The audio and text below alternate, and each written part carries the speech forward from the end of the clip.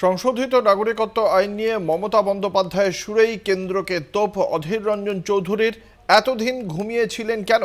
সাম্প্রদায়িকতার বাতাবরণ তৈরি করা হচ্ছে সিএএ নিয়ে নিশানা অধীর চৌধুরীর। 5 বছর কেন ঘুমিয়েছিলেন তার জবাব দিন।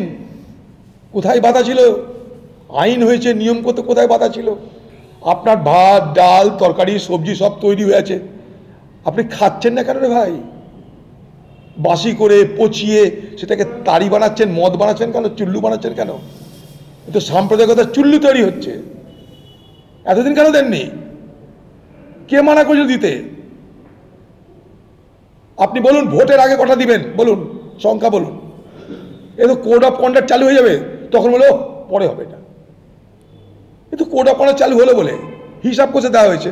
এখনো পোর্টালে কোনো গল্প নাই।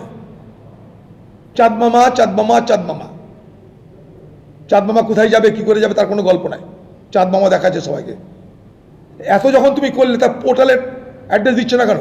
আজ থেকে পোর্টালে অনলাইন আপলোড হোক। আমরা জানতে চাই কি কি ডিমান্ড আছে, কি কি নথি চাই। সব থেকে বেশি বিপদে পড়বে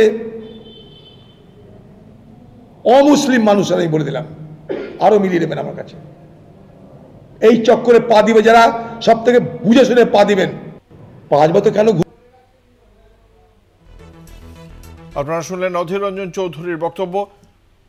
সেখানে অধীর রঞ্জন চৌধুরীর বক্তব্য যে এত দেরি কেন করা হলো এই বিধি তৈরি করতে, সাম্প্রদায়িকতার বাতাবরণ তৈরি করা হচ্ছে বলে অভিযোগ করেছেন প্রদেশ কংগ্রেস সভাপতি তথা লোকসভার কংগ্রেস দলনেতা অধীর রঞ্জন চৌধুরী। আজকে মুখ্যমন্ত্রী মমতা বন্দ্যোপাধ্যায় ও বিজেপির দিকে হুঙ্কার ছুড়েছেন। তিনি বলেছেন সিএ বাংলায় করতে দেওয়া হবে না, সিএ বাঙালিদের বাংলা থেকে বিতাড়ন করার কৌশল, এমনটাই অভিযোগ করেছেন তিনি।